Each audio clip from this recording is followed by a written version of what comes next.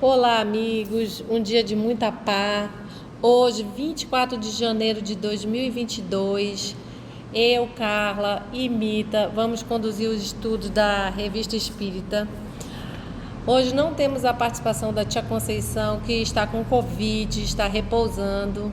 Já foi proibida de ficar doente, mas não tem jeito, ela insiste. Então, hoje vamos iniciar a história do espírito familiar do Senhor de Corace, na Revista Espírita de maio de 1860.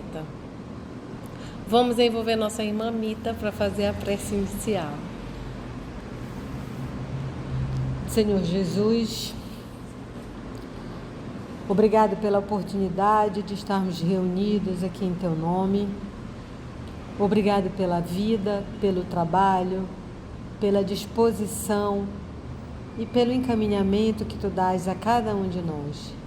Ajuda-nos, Jesus, para que possamos aprender esses ensinamentos que Allan Kardec teve o trabalho, a diligência de há mais de 150 anos mandar para nós e ficar registrado para o nosso aprendizado e conhecimento. Ajuda-nos, Jesus, a caminharmos até Ti e ajustarmos os nossos caminhos, porque sabemos que Tu estás conosco hoje e sempre, que assim seja. Muito bem.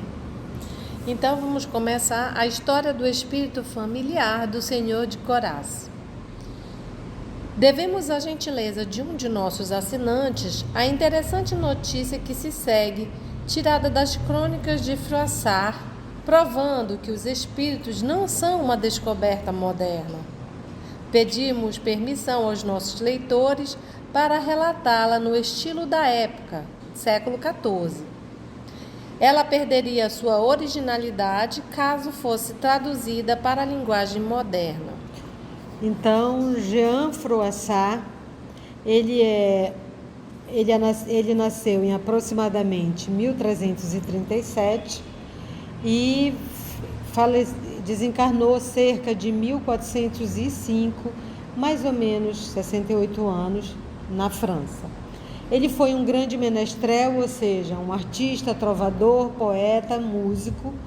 Ele foi um bardo, que também é a mesma coisa, também considerado um dos mais importantes cronistas da França medieval, século XIV, como bem falou a Carla. As suas crônicas foram consideradas como a expressão mais significativa do renascimento cavalheiresco que teve lugar na França e Inglaterra durante o século XIV.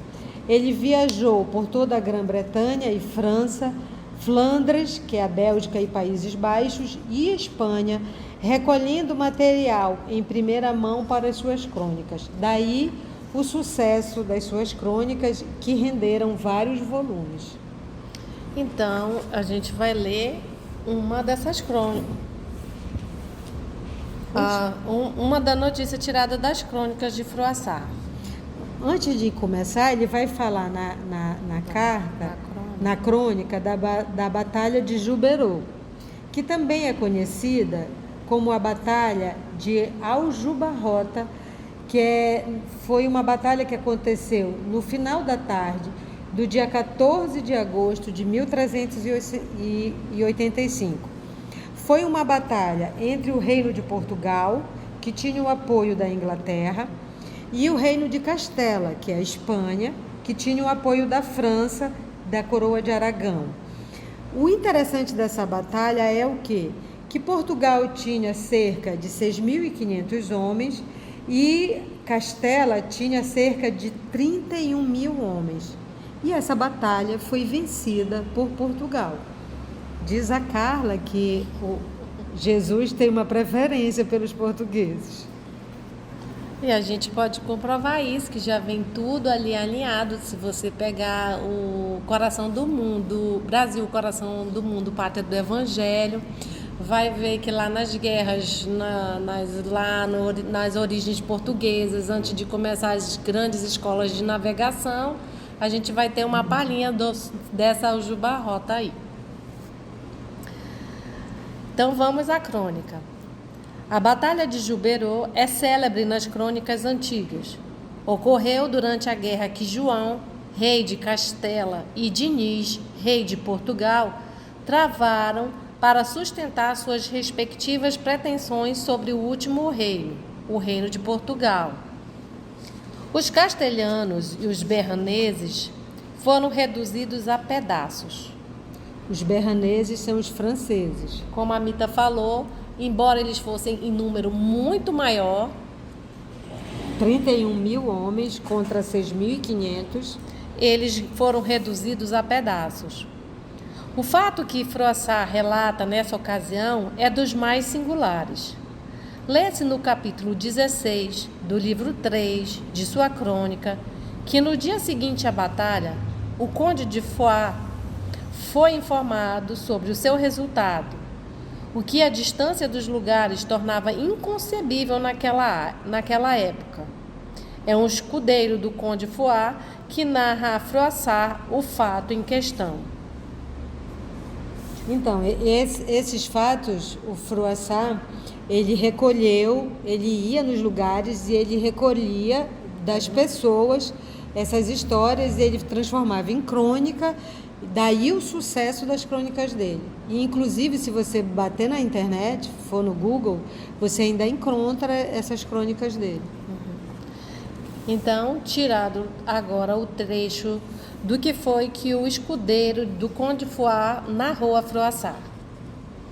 Todo o dia de domingo e o dia de segunda-feira e o de terça-feira seguinte, estando o conde de Foix em seu castelo, em Hortaz, apresentava o semblante tão fechado e tão duro que dele não se arrancava uma única palavra.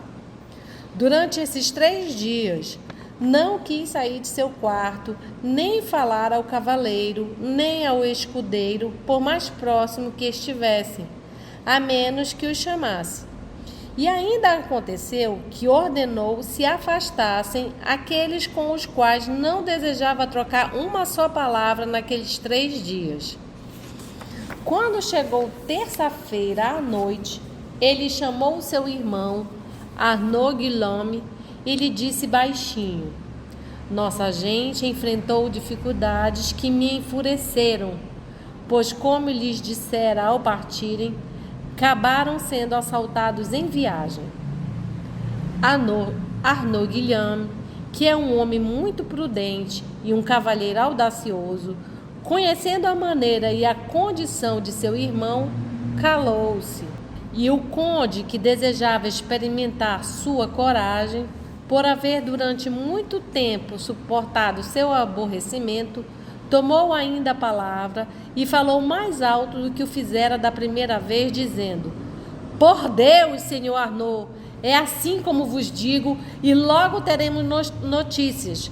Mas nunca o país de Berne perdeu tanto, desde 100 anos até hoje, como perdeu desta vez em Portugal. Então, o que aconteceu? A batalha tinha acabado de acontecer, o conde estava trancado no quarto domingo, segunda e terça. Na terça à noite, sem ter notícia ainda, ele chamou o irmão e falou: perdemos a batalha. E foi horrível. E ele falou assim: por Deus, senhor Arnaud, é assim como vos digo, e logo teremos notícias. Mas nunca o país de Berne perdeu tanto, desde 100 anos até hoje, como perdeu desta vez em Portugal.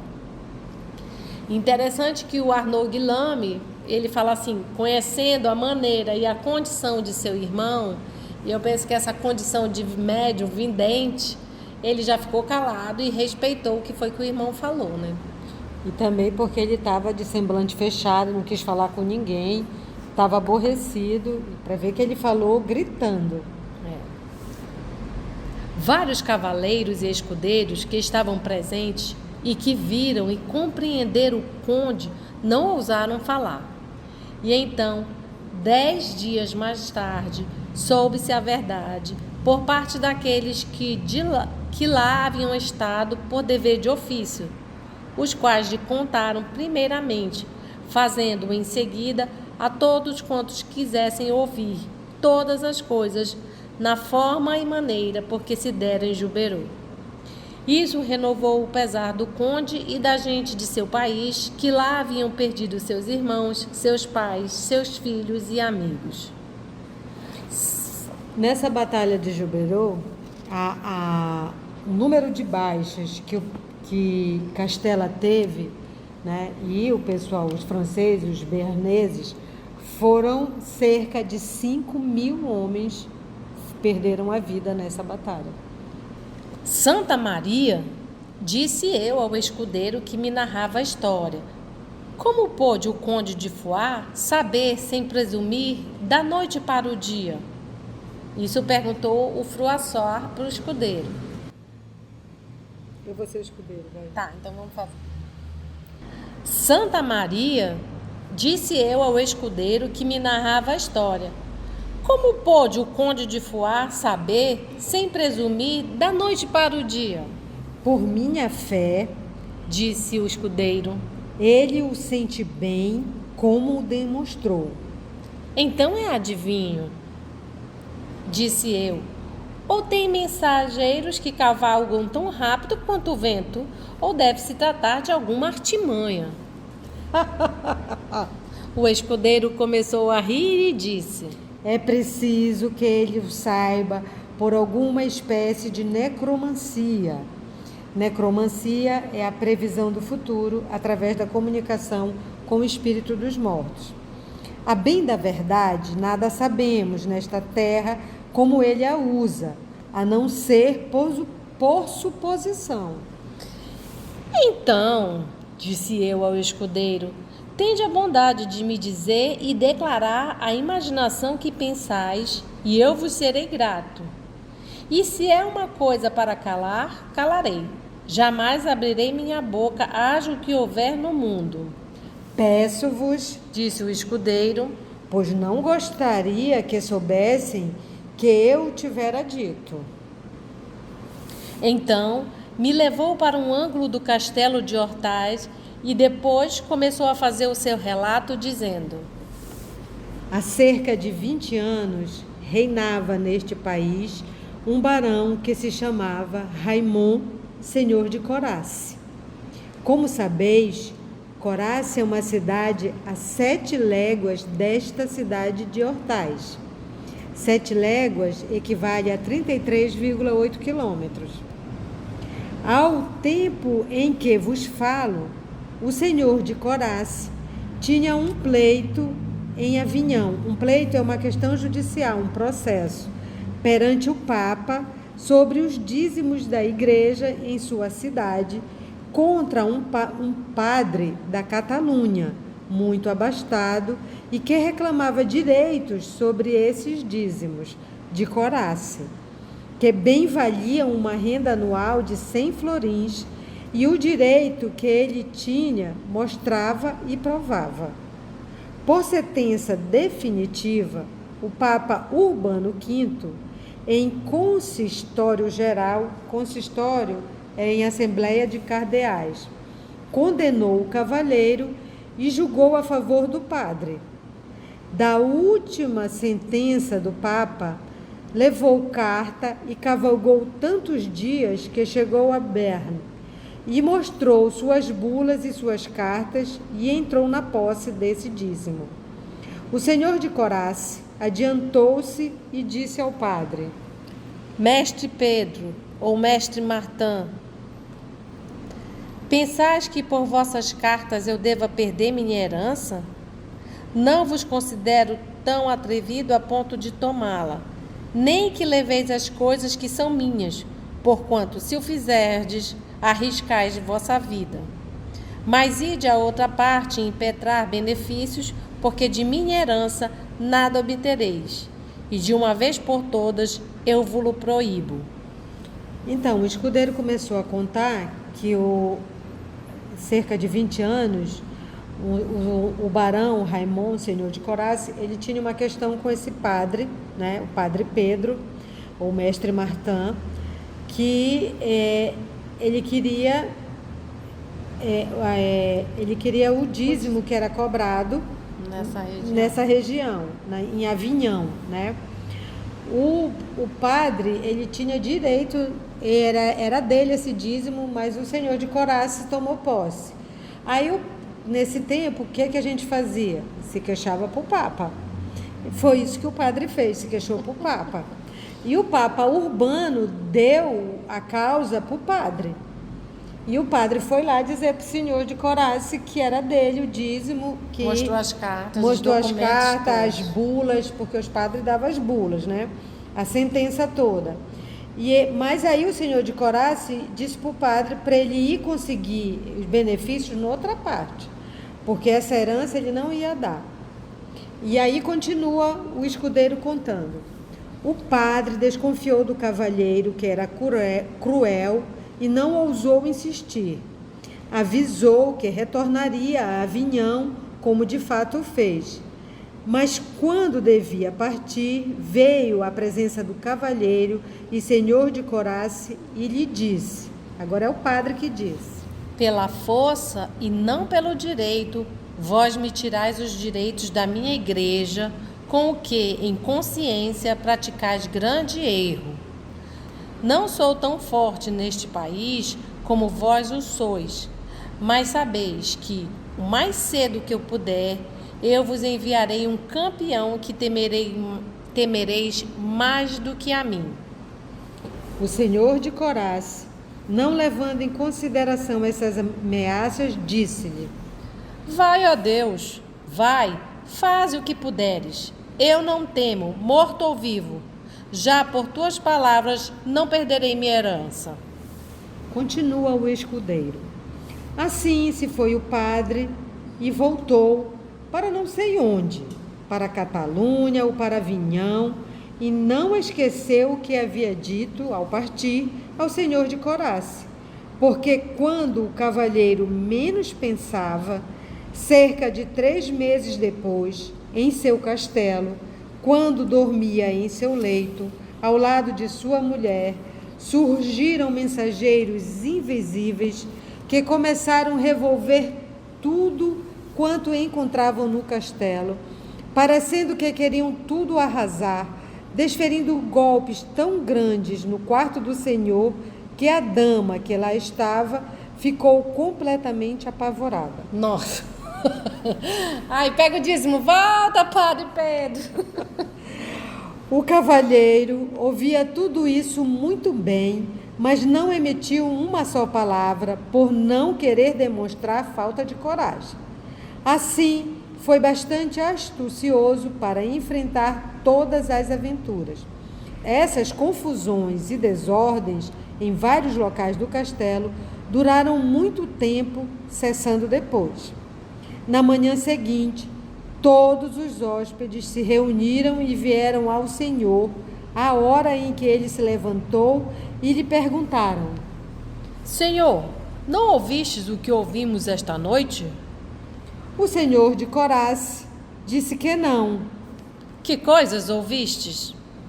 Então lhe falaram sobre a tempestade que se abateu no castelo, derrubando e quebrando toda a louça da cozinha.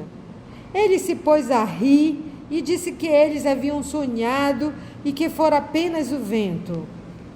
Em nome de Deus, disse a senhora. Eu também ouvi. Até a esposa falou. A senhora... Mas ele está fazendo que não ouviu, né? Que está dando uma de durão. Que ele é corajoso. Mas os espíritos estão atormentando. Continua o escudeiro. Quando em seguida veio a outra noite, ainda voltaram aquelas tempestades, provocando maior barulho que antes e dando golpes tão grandes nas portas e nas janelas do quarto do cavalheiro que parecia que tudo ia romper-se. O cavalheiro saiu do leito e não pôde nem quis obter o que desejava. Quem é que bate assim a esta hora à porta do meu quarto? Logo lhe responderam: Sou eu. O cavalheiro perguntou-lhe: Quem te envia? Envia-me o padre da Catalunha, a quem fazes grande mal, porque lhe tiras os direitos de seus benefícios. Não te deixarei em paz enquanto não lhe prestares boa conta e ele não ficar contente. Olha o padre aí usando desses artifícios. O padre tinha espíritos em sua ordem. O cavaleiro perguntou: Como te chama, tu que és tão bom mensageiro? E respondeu o espírito: Chama-me Orton. Disse o cavaleiro: Orton, o serviço de um padre nada te vale. Ele te dará e te fará muito sofrimento. Se queres crer-me, peço-te, deixa-me em paz e serve-me, e eu te serei muito grato. Orton julgou por bem responder, porque logo se aproximou do cavalheiro e lhe disse: Quereis? Respondeu o cavalheiro: Sim, mas que não faças mal a ninguém nesta casa. Disse Orton: A ninguém. Não tenho nenhum poder a não ser te despertar e te impedir de dormir, a ti ou aos outros. Disse o cavalheiro: Faze o que te digo e entraremos em acordo. Deixa esse padre malvado que nada possui de bom em si, exceto que pena por ti. Assim, serve-me. Disse Orton: Já que o queres, eu o quero. Nem os espíritos são fiéis ao padre, né? Já se bandiou. Não confiaria muito nesse Orton, não. Continua o escudeiro contando a Froissart. Assim, esse Orton se ligou de tal modo ao senhor de Corace, que muitas vezes vinha vê-lo à noite e, quando o encontrava dormindo, puxava o travesseiro ou dava pancada nas portas e nas janelas do quarto, despertando o cavalheiro, que lhe dizia: Orton, deixa-me dormir. Dizia Orton: Não farei sem que antes te dê notícias. A esposa do cavalheiro, então, teve tão grande medo que seus cabelos se eriçaram, levando-a a esconder-se sob as cobertas. E perguntava o cavalheiro: Então, que novidades me trazes? Respondeu Orton: Venho da Inglaterra, ou da Hungria, ou de outro lugar. Saí ontem e aconteceram tais coisas. Assim soube o senhor de Corace, por intermédio de Otton, tudo quanto se passava pelo mundo. Manteve esse mensageiro durante 5 anos e não podia calar-se nem fazer-se descobrir ao conde de Foix, pela maneira por que vos direi. No primeiro ano, o senhor de Corace veio diversas vezes ao conde de Foix em Hortais e dizia-lhe: Senhor, tal coisa aconteceu na Inglaterra, ou na Alemanha, ou em outro país. E o conde de Foix, após verificar que tudo era verdade, ficava maravilhado de como vinha a saber tais coisas. E tanto insistiu uma vez que o senhor de Corace terminou por dizer-lhe como e por quem tinha tais notícias. Quando o conde de Foix soube a verdade, ficou muito contente e lhe disse: agora é o conde de Foix que vai falar com o senhor de Corace. Senhor de Corace, procurai ser-lhe agradável. Eu bem que gostaria de ter um tal mensageiro. Isso não vos custa nada e por esse meio ficareis sabendo realmente o que acontece no mundo. O cavalheiro, o senhor de Corace, respondeu: Senhor, eu farei. Assim, o senhor de Corace foi servido por Orton durante muito tempo. Não sei se esse Orton tinha mais de um senhor, mas todas as semanas, 2 ou 3 vezes, vinha visitar o senhor de Corace, dando-lhe notícias do que acontecia nos países onde tinha conversado, e estes as escrevia ao conde de Foix, o qual tinha grande alegria. O conde de Foix adorou o mensageiro. E continua o escudeiro contando a história. Uma vez estava o senhor de Coraz com o conde de Foix e conversavam sobre isto, de modo que o conde lhe perguntou: Senhor de Coraz, nunca vistes o vosso mensageiro? Palavra de honra, nunca, nem uma só vez. E disse o conde: É maravilhoso. Se ele me fosse tão ligado quanto a vós, eu lhe teria pedido que o demonstrasse a mim. E peço que vos deis ao trabalho de dizer-me qual a sua forma e a sua maneira. Dissestes que ele fala tão bem o gascão como eu e vós. Gascão é o dialeto da Gasconha, região do sudoeste da França. Juro, disse o senhor de Coraz. É verdade. Ele fala tão bem, tão bonito como vós e eu.